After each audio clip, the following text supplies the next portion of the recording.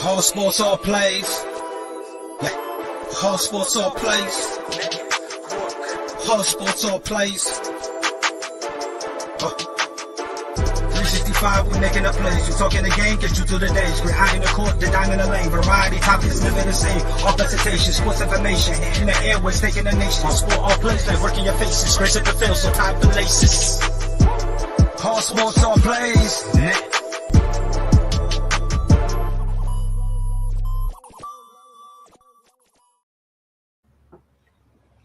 What's up, everyone?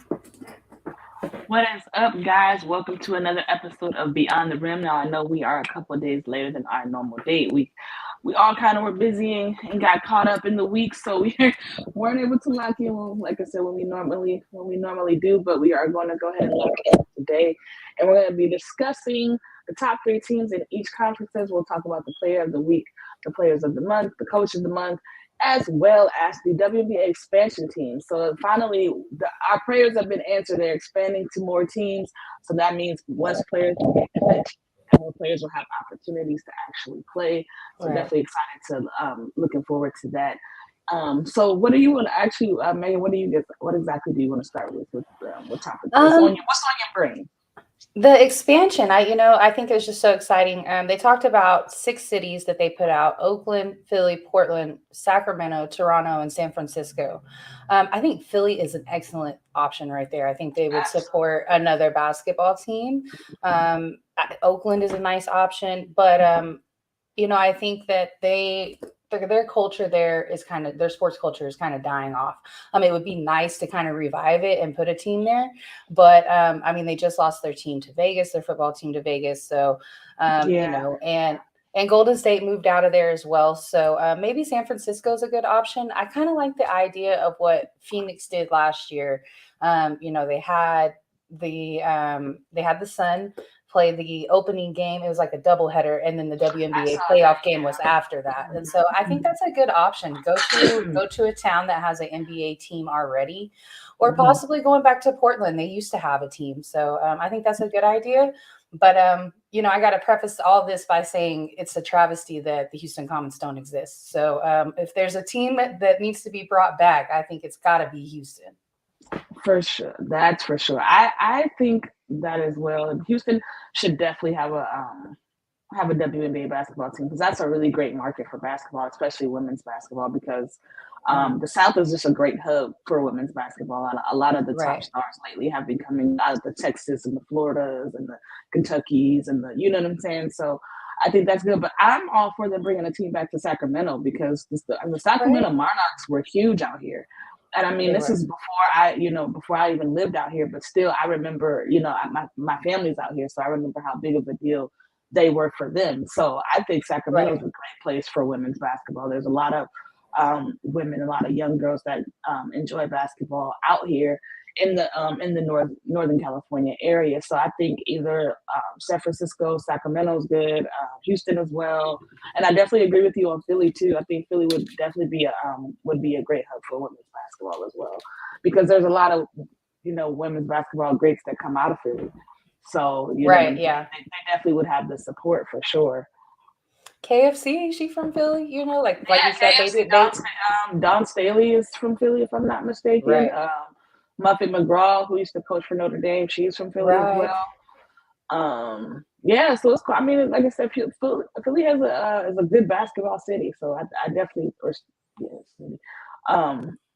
I had to think about it for a second. But yeah, Philly is definitely a good place to have a basketball team, especially for women's basketball. I think the city would definitely get behind them.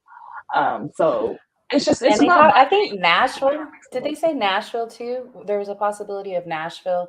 I'm not sure. I just saw the team that you named, so I'm not sure if Nashville. They might have been. I'm not sure. I think that such a good setup of what the Sun and the Mercury did this past summer during the postseason for the WNBA. And then that's something that you could even do in the beginning of the NBA season if they were able to work out their schedules that way, and have the WNBA be the opener at those games, and then close it out with the NBA game and just charge a little bit more. Yeah, I like that idea. I think that would be that would be a good marketing ploy for the NBA, in my personal opinion, because I think that's part of the reason why the WNBA is not as prevalent as it should be. Being that it's Right. been around for so long is the marketing. Like it's that there's Right. no, they haven't found out a good marketing strategy because there is the interest is there. It's just Mhm. the revenue that is the issue. So the marketing has to improve, as well as they have to make it easier to get merchandise, because I know a couple different Oh, people that's a huge who are issue. who were trying to get jerseys, and like it took them either forever to get them, or it was just like they had to jump through hurdles to get them. And it's like, if you want this league to grow, a part of what's going to open up the vaults for more money and for more revenue is merchandise. That's where the NBA makes Right. pretty much a good majority of their money, comes through the merchandise and Right. merchandising. Like the fact that you can literally walk into any Finish Line, Champs, Foot Locker, and buy an NBA jersey, or you have NBA stores galore. Like I mean, you know what I'm saying? If they could at least, I don't know, like they got to figure something out. But yeah. Somebody So tag Fanatics and let them know that they are dropping the ball. Like, something like just make it easy on people to support, because how are they going to support if they don't know where to go? You know what I mean? Like right. or they don't have any way to show their support. So yeah, that's just my opinion. So we saw, I know this was a question for a lot of people. When were the Aces actually going to lose a game? Are they going to lose a game? Because they were 9-1 until Right. last night, and the other number one seed beat them last night in the Connecticut Sun. What's up, Mike? What up, man? Hey, so glad you got to come on. How do I Yes. move myself? I'm gonna be last. Okay, so you were talking about the Aces record, and they just recently lost against the Connecticut Sun, the second time playing them, because I know the first time playing them like They a got few shredded. years ago.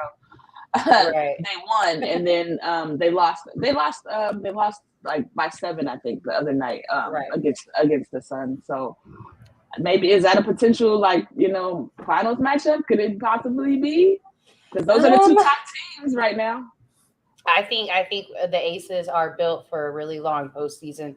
I don't know about the Sun; it's yet to be seen. But I think that they sped up their game a lot by adding Courtney Williams. Like, she's fast; she's really Super really quick. Yeah, she's very Yeah, quick. so I think she's and also possibly one of the top 5 handles in the league. Courtney's just dangerous. I love watching her play. She's tough. So we'll see what they're made of. I know Jonquel Jones had a big game in that game as well. So I think it's yet to be seen what they can do in the postseason. But the Aces now, Becky has them practicing against men every single day. So I think she found the formula. They are tough. She has, but she hasn't locked in, and I think we spoke about this a couple of weeks ago. I think the key for me has just been inserting Kelsey Plum in the starting lineup, because Right. she plays with so much confidence. Even when she was coming up, here you go. Even when she was coming off the bench, Everybody loves Kelsey. no, but even her coming off the bench, she was always super competitive. Like, she always had that dog in her. But now, even more so that she has the green light, it's like I don't know, it's taken them up a notch, in my opinion, because now you have somebody else who can complement Asia on the scoring end, as well as De'Erica Hamby. Shout out to De'Erica Hamby, because I got to meet her. But yeah, I mean, to complement De'Erica Hamby as well. And then you have, obviously Chelsea Gray. And I mean, I just think that Becky has them playing like, we're going, like, the end goal here is to go to the finals, and we're going to win the finals. Like that's kind of how they've been playing. Like they've seen every style of game, as far as like, the up and down games, the games where they're blowing teams out, the games where they're close, and they've been able to close games in the past few years. That was a struggle for the Aces. But now they seem to kind of find the formula, and maybe, Becky Hammond was just a missing piece. I think so. And not to say that Bill Laimbeer didn't know what he was doing with these ladies, because he absolutely has a great relationship with all of them. But I think that he knew that this was the right move for them, and he was ready to go as well. So, they brought in the best, in my opinion. So Aces are super dangerous. And like we said, they're the number 1 team in the West. Currently, let me look real quick, guys. At number 2, we got the Storm, who are 5-3, and they will be playing the Wings tonight, and then they play them 2 more times over the next 2 weeks, and then the Aces play the Wings in the middle of that. So that's what the Wings got going on. It's going to be a rough little stretch. We're gonna see what the Wings are made of out of that stretch. Man, sure. Okay. Hold on real quick. Okay, so the Wings are 5-4, and I don't know if anybody saw that game against the Sparks earlier this week, where Enrique went over and kicked the commentator's table. She was honestly, but I feel like she had a reason to be upset because I do feel like it was a lane violation. It was definitely a lane violation. Because you can tell, you can see in her face, like when she went to shoot it, she saw, like she looked at the opponent stepping over the line, and she kind of just was like, okay, and kind of just paused in the air, and they called she had every right to be upset in that situation, in my opinion. I'm so sick of the refs in every single sport being a part of the storyline. Like, I realize that it's going to happen sometimes, but just the amount of times that it happens is getting ridiculous. Now, Enrique did know better, as far as, you can't fake the shot. You got to follow through, then complain about the no call. But I feel like she had a reason to be mad. And I know a lot of people said, oh, she should be fined. She should be suspended. I think that's ridiculous. Women are allowed to have emotions too. We see Serena get emotional on the court all the time, and she gets criticized more for it. So I think this is another situation similar to that. She's probably going to get fined. I see it. But a suspension is pretty ridiculous. Yeah, that's going far. Mike, did you see what happened with Enrique and Gumawale? I didn't. So yeah, but I talk a lot of shit, so yeah. I have no problem with it. I have no problem. Right? Yeah. I was mad for it because, like I said, I felt like she had every right. I like stuff like that situation.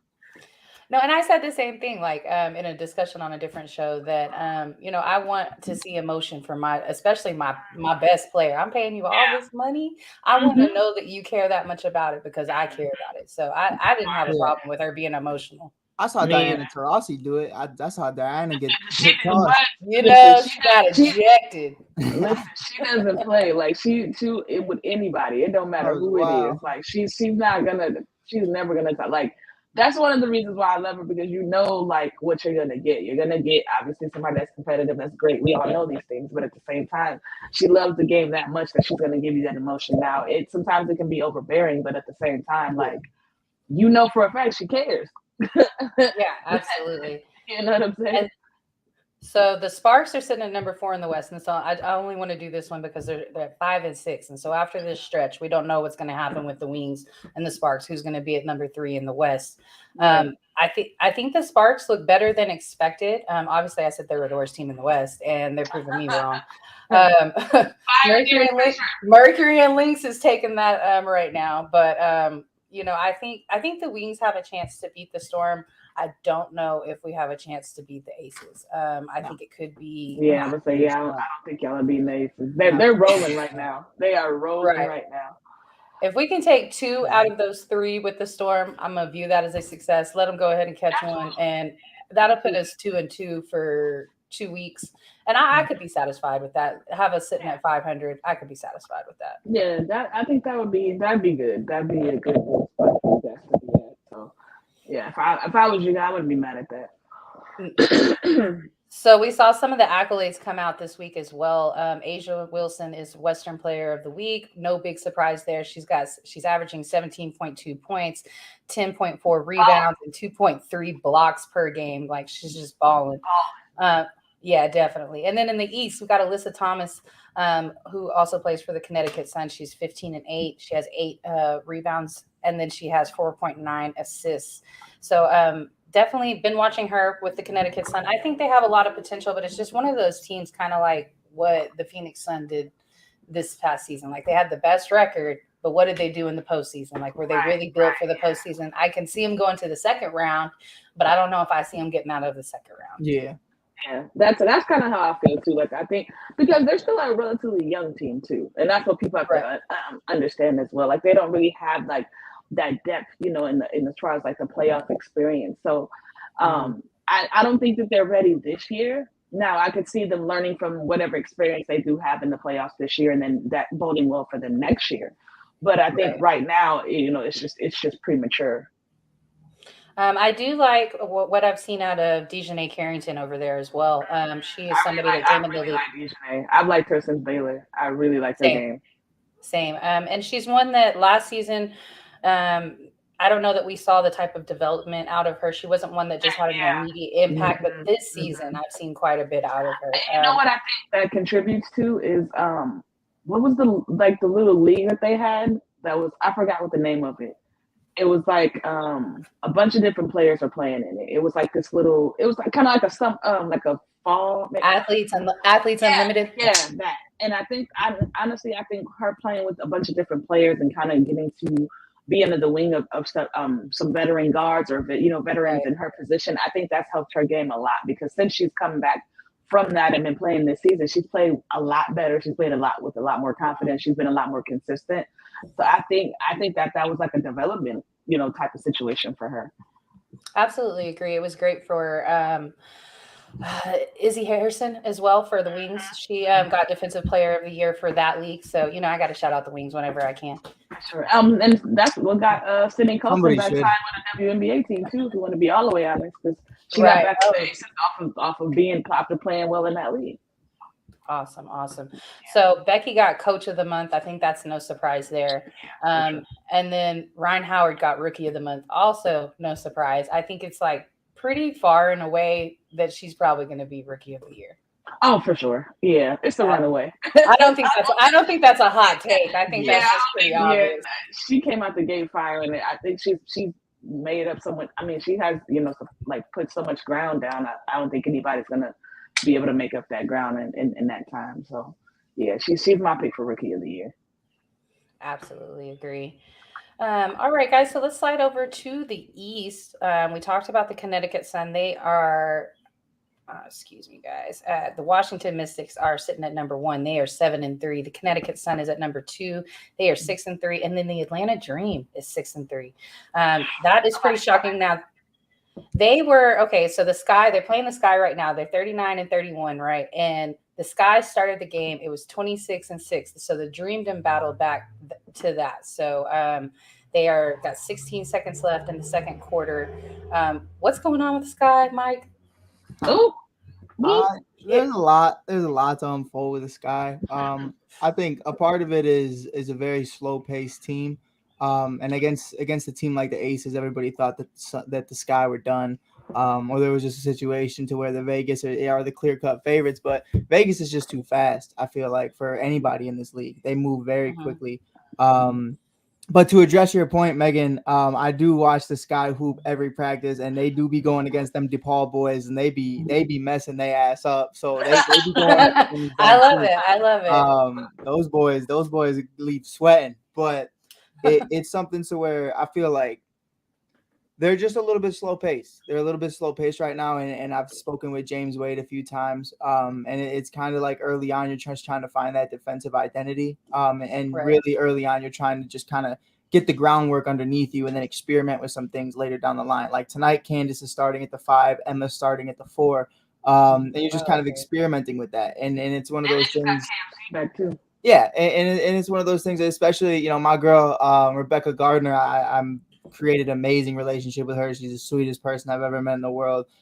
She's a bucket. She's a bucket for sure. And she's doing things I haven't seen any woman in the WNBA do before.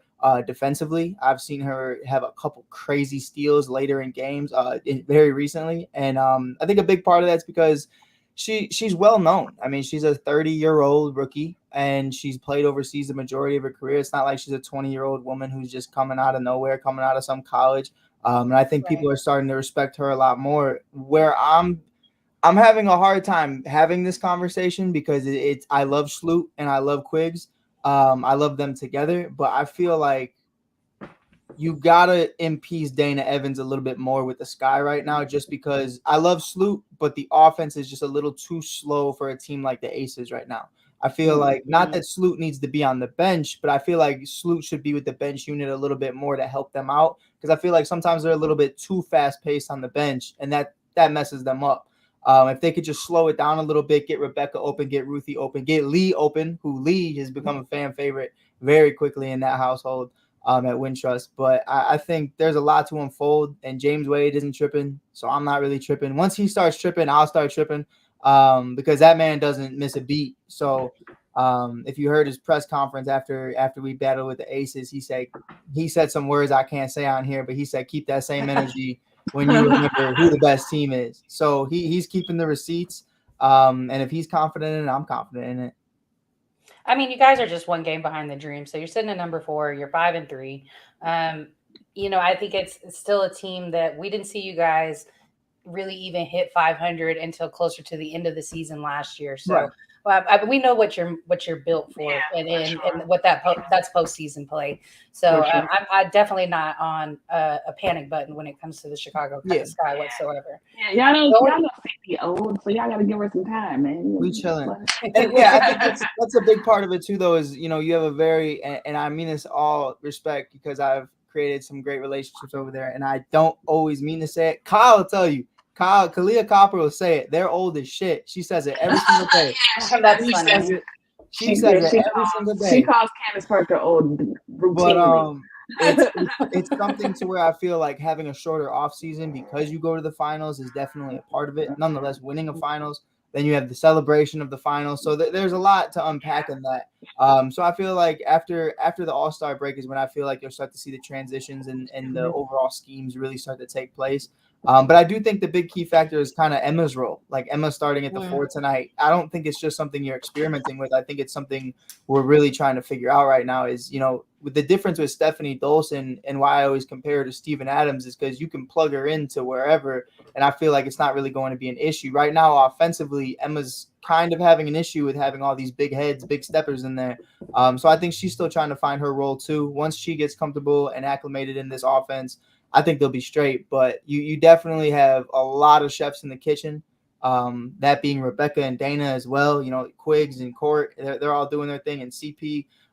You got a lot of people, especially with COD too, driving in the paint. There's a lot of people trying to get into the paint. So I think Emma needs to find her role. But defensively, she's been great. Absolutely agree.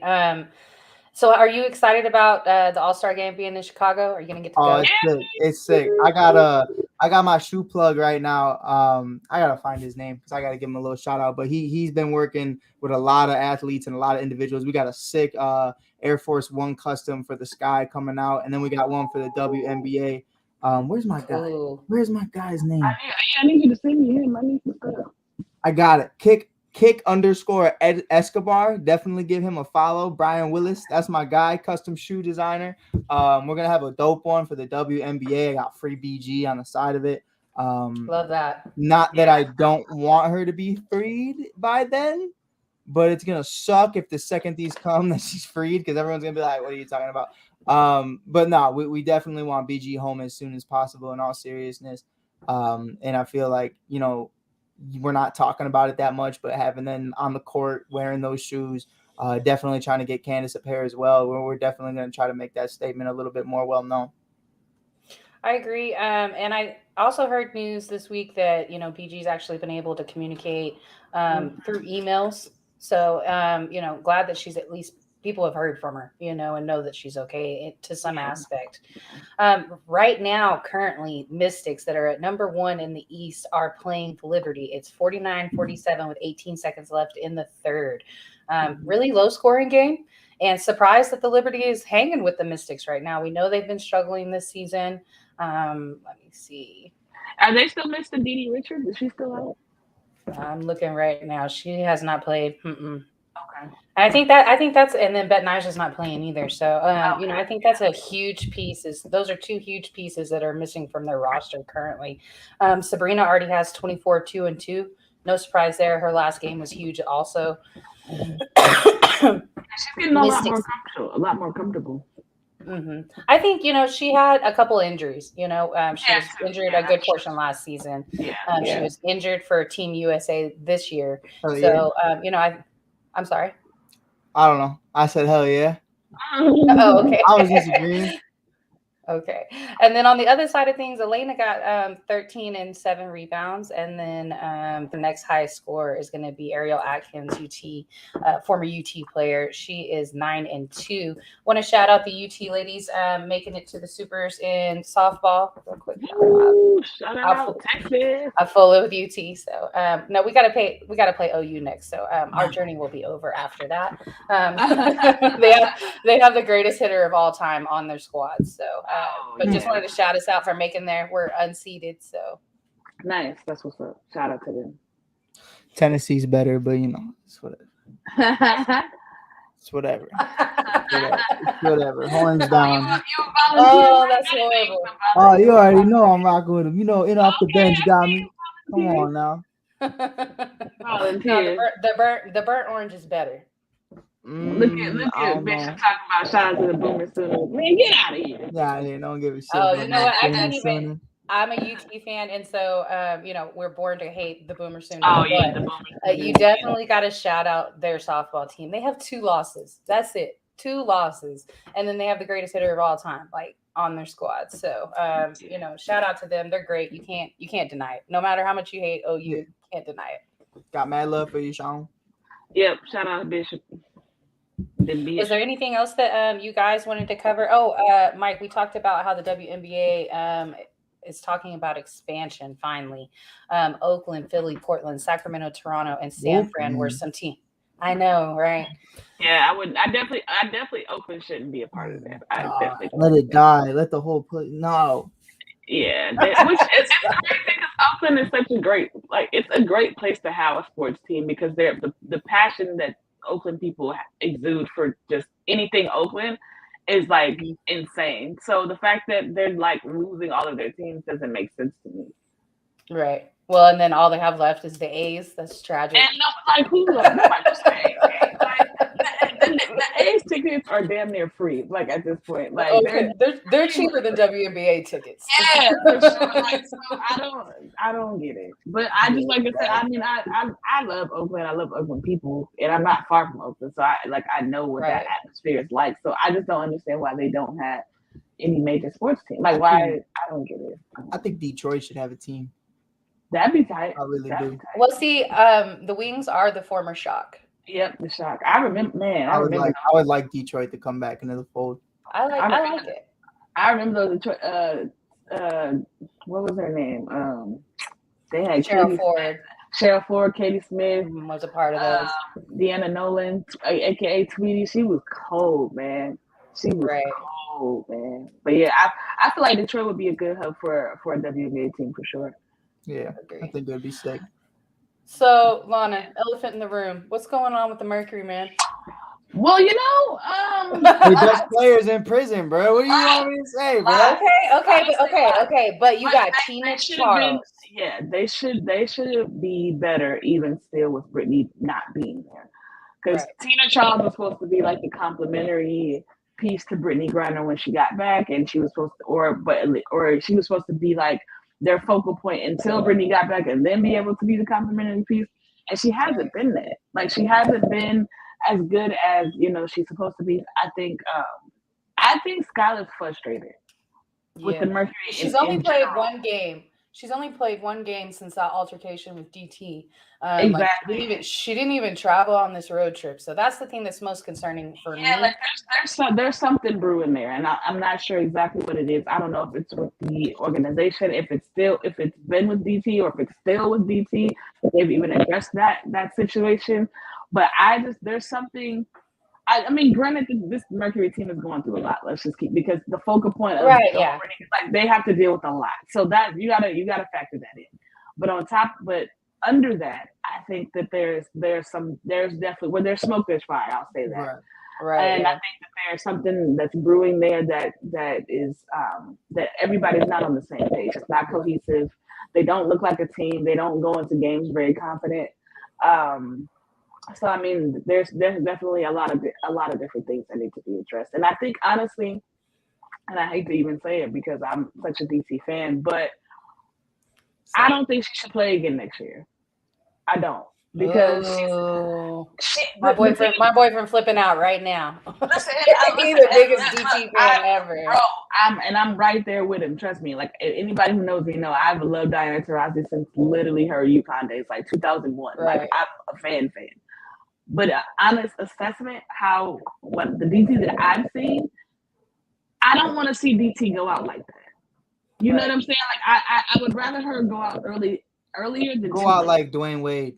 Yeah, like you before know it what I'm gets saying? bad. Like on a high. Like I wanted her to go out and get her flowers and you know, for her to be appreciated Right. the way that she should be appreciated, not where we damn near gotta force her out. Like I don't which I don't think Phoenix would ever do because she is Phoenix, but Yeah, it's to the point where like she's getting too much for somebody that can't produce that consistently anymore. Like she can still here and there in spots like give you 20, give you 30, but it's like it's becoming more few and far between. Right. You know what I'm saying? I think Diamond DeShields is coming for her job too, to be honest.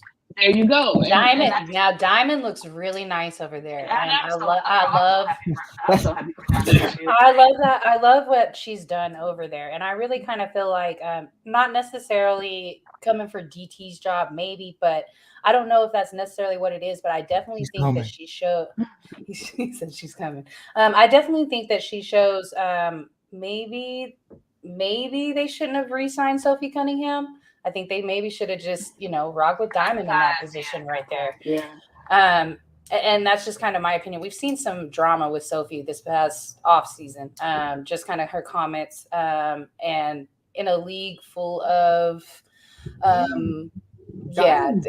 league full of I know Diamond's Diamond's you know what I'm talking about, right? Yeah, I know exactly where you're going with that. Yeah, I feel that, but like Diamond's one of those too, like not that she's not a leader, but Diamond will say the way she says things sometimes or her body language to me, sometimes I'm kind of like, damn, Diamond don't give a shit about whatever you're talking about. You know what I mean? Like I feel like sometimes in the press, Diamond can come off as arrogant or a jerk. She's not. She's a sweet woman. I've spoken with her. She's a great individual. But I feel like sometimes, like especially after a tough loss to the Sky, you kind of got that like impression, like she's pissed. And I feel like she's still a little bit too young to be the face of this team.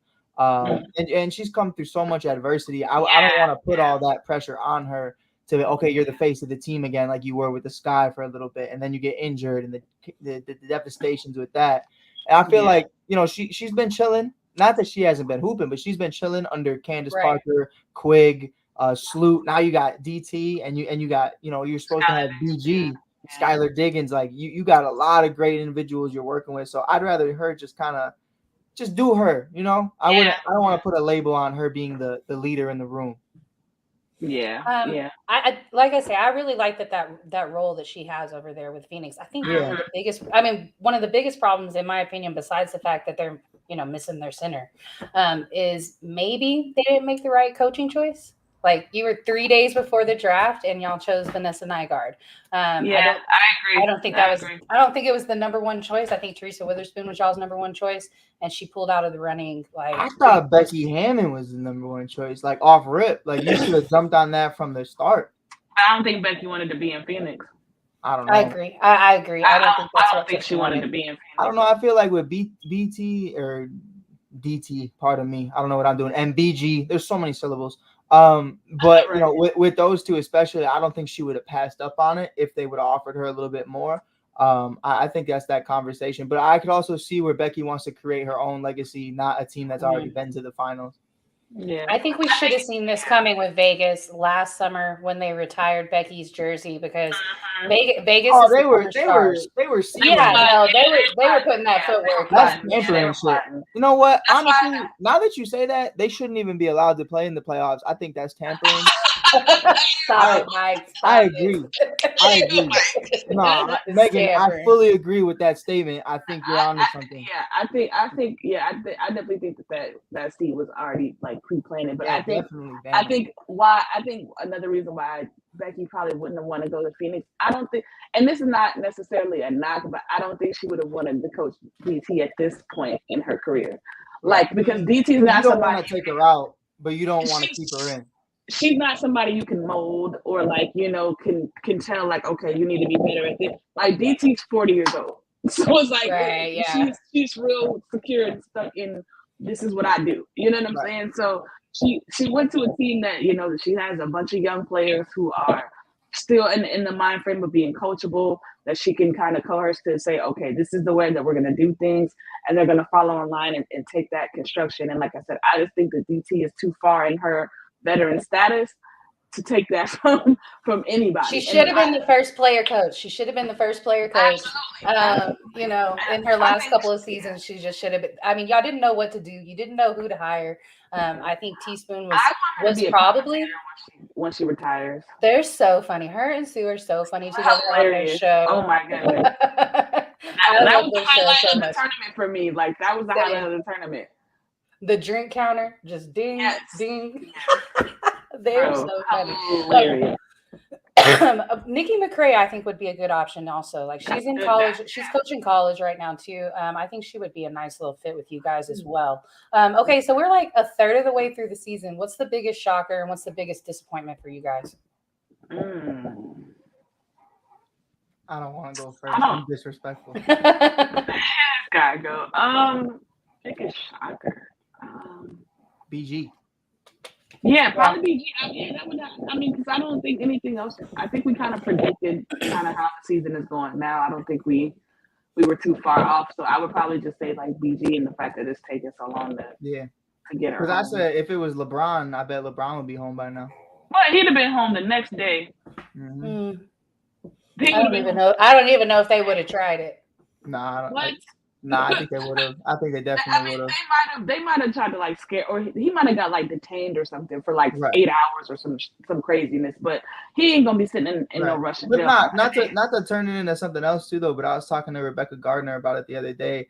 It was kind of a personal conversation. I was just picking her brain. But my question was basically just entitled to like, when you look at women having to play overseas, and BG's wife even came out publicly and said that she spent one holiday or one Thanksgiving with them in the last 10 plus years because she's overseas, always overseas. It's one of those things where I feel like what happened to BG is going to change the way women play overseas, because even though financially they have to, but they might just work somewhere else in America to where it's like, I don't want to go overseas because look what happened to BG. And I think that's going to change the entire way we look at things. Look what happened to the owner of BG's team, which I'm not going to get into. Megan's really free.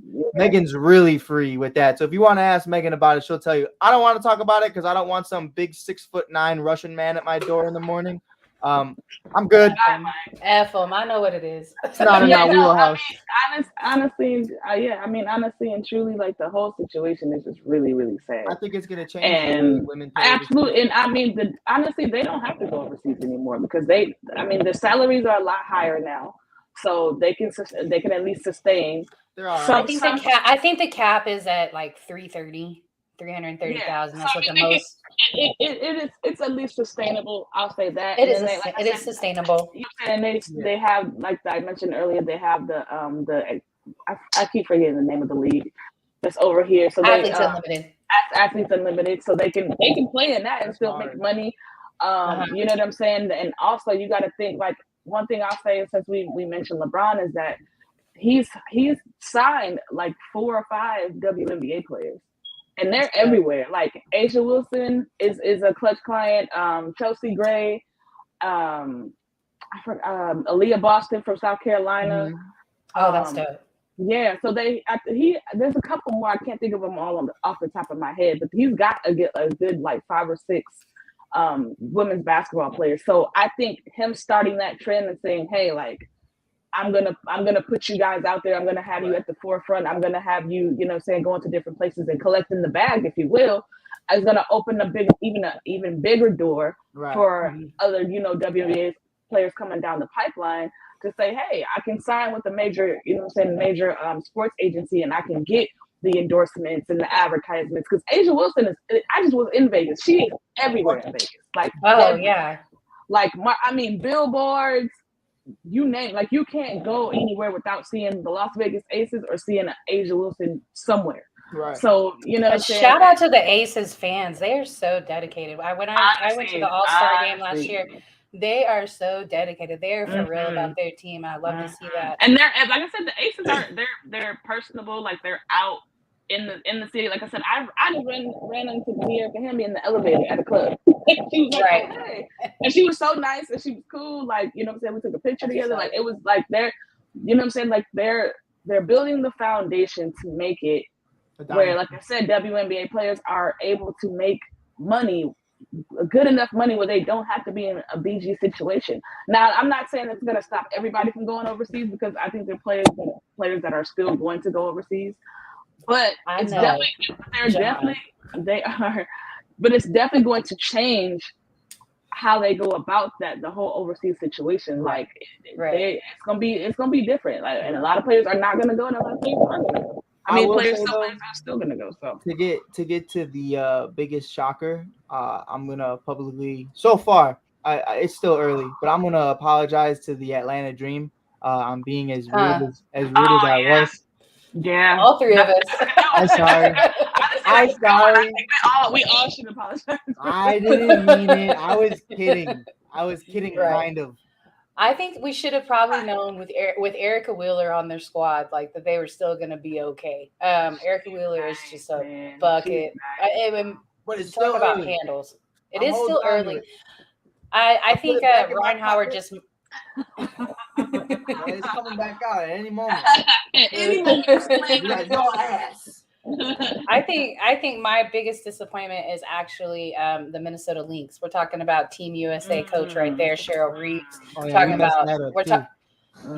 Sil, it's her last season. I think we should have known with Nafisa Collier out that just what it was going to be, how impactful she is for Sil, and they cut like 6 people the first week. So, it's a mess over there in Minnesota right now. And it's not what they're used to whatsoever. So they are one of the 3 teams that are tied for first for most championships with 4 championships. You got Houston, Seattle, and then Minnesota. So I'm very disappointed in what I see out of them. I think I'm sad about it for Sil because it's her last year.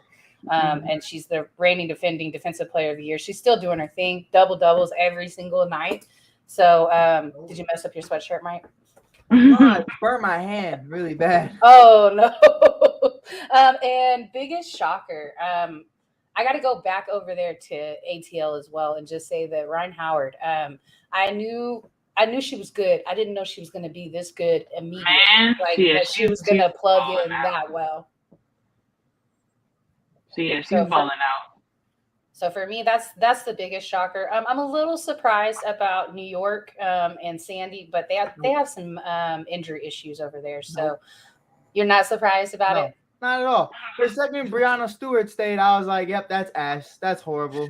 The only reason, hey, respectfully, I got mad love for Stephanie, but that's the only reason I feel like Stephanie went over there was 1, to get the bag, and 2, to play with Brianna Stewart. And then Brianna was like, "Nah, I'll rock out with Bird one more year." And I was like, poor Stephanie. That's for her. Speaking of Bird, how do y'all think she's playing? She's kind of having a tough season too, along with. She's old, man. She's like these. She's old, bro. Like, I mean, listen.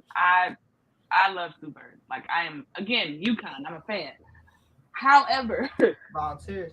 Father Time's undefeated, man. It's undefeated. Like, and Sue Bird is again 40 years old. Like, she's a 40-year-old point guard. Right. When the young guards that are coming in the league now are bigger, stronger, faster. Right. I feel like even CP is starting to feel it.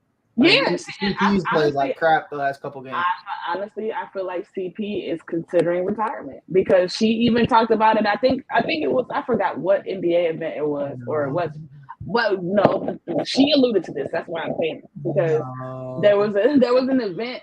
It was like an Adidas event. I forgot exactly where it was at, and it was like her, Natalie Achamwa, and like a couple other like Adidas athletes, and she just kept mentioning retirement. Like, we're gonna retire. Looking forward to retirement, and I was just like, because at the end of the day, like she accomplished everything that she could accomplish in basketball. First of all.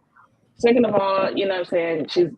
Even though her and her wife been married a couple of years, she's still a relatively newlywed. She just had a new baby. You know what I'm saying? Right. Her daughter is about to be in high school soon. I think she might be going to 8th grade or somewhere in the close in there. So she'll be going to high school soon. Mm-hmm. And she, got all these. Candace got money. Like, Candace got a bag. You want to talk about a bag? Candace got a bag. So, Right. she has all these advertisements. She does the commentating thing. Like, Candace is good. So I don't think she really sees the point of, you know what I'm saying? Like, I think she knows, like, she's had, a lot of, like, leg injuries. So she's not as fast. She's not as athletic as she used to be. You can definitely tell she's slowing down. Like, she still can give you a bucket, don't get me wrong. But she's definitely slowing down.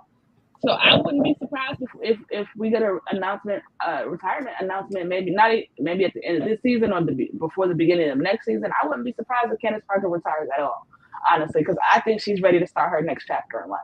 You stop it. Marcus, I want to address that. I want to address that actually. And I agree. It absolutely is the case, but it's something that's going to take time. Sorry, my dogs are barking. Yeah, for sure. It's something that's going to take time. Kathy Engelbert, I feel like, is the right person as commissioner. She's the first person to ever have that title as commissioner before it was presidents of the WNBA. I think she's very business minded. She partnered up with Google. She partnered up with Amazon Prime. She partnered up with Facebook Live. Now you can watch games on Facebook Live. So I think it's something that takes time. And just they got to give it a little bit more time. They've obviously seen some increase in revenue if they're talking about expansion. So I feel like just, man, 4 to 5 more years, and we're going to probably talk about the new CBA, and hopefully they can do that sooner. I think one of the biggest issues with the CBA is the travel arrangements. Shout out to Natasha Cloud for calling them out. Speak up on the things that are wrong. That's what I feel like. Yeah, I love the fact that these WNBA players are a lot more vocal about things. Mm-hmm. Like that's such a good sign for me. I agree. I think, you gotta take your small victories and your wins, and you gotta roll with them, but you still gotta point out what's wrong. She literally caught COVID from the travel accommodations that they had. So I think they got to do better. They got to do better. They got to allow these team owners to charter flights. Man, which is ridiculous. They can charter flights. They charter flights in college, but in the WNBA, they like that is the most asinine thing in the world to me. Yeah, I completely agree.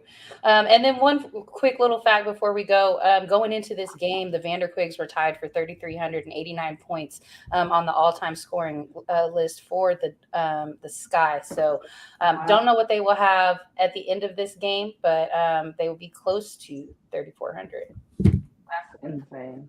Shout out to them. I think that's all I had. Y'all had anything else, guys? No.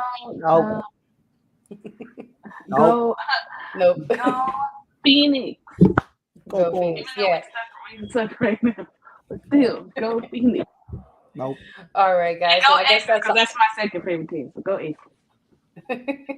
I don't do 2 teams, but I love me some Becky. If anybody knows where to find her Colorado State jersey, I have been looking like crazy. Can't find it. So if anybody can find the hookup on that, let me know because I want it bad. What about you, Mike? Huh? What about you, Mike? Huh? If anybody could hook me up with Kelsey Plum, you let me know. All right. Not a couple questions, just a couple. Just a couple, just a few. Just a couple. I heard she's single too, Mike. I'm working on it.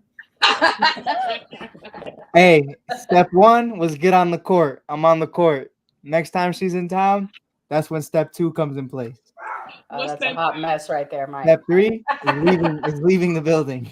A mess. All right, guys. Well, I guess that's all for us this week. Catch us next week at our normal time, Wednesdays at 7 Central, 8 Eastern. And I don't know what time that is Pacific. Come back. 5. And come back to the ASAP Network in about an hour because me and the homie Tony are starting our official ASAP After Dark show. So make sure y'all that's lit. come and see what's happening. Let me tell you something. About all things sports. Shout out my brother Tony. Hey, let me tell you real quick. Alana looks beautiful as always. But Tony with that beard, a different man. A different man. My man's pulling. My man's doing his thing over there. Hey, welcome to the beard crew, Tony. Welcome to the beard crew. Pulling. Yeah, listen, Tony is out here popping with the beard. So y'all can be on the lookout. Yeah, Tony. Y'all be on the lookout for that. We're gonna be taking over ASAP. So that'll be 7 p.m. Pacific Standard Time. I believe that's going to be 10 o'clock Eastern Standard Time, and then that will be 9. What time is it? What time is it where you at? Oh, 9. Yeah, that would be 9 Central Standard Time. So make sure y'all tune in and know that'll be. I think we're trying to shoot for every day, like Monday through Friday. Oh, yeah. I gotta lock in with Tony just to make sure, but definitely make sure you guys tune in tonight. It's gonna be a lit show, man. We're going up. All right, guys. Catch y'all next week. Y'all the rim. Home, Nate.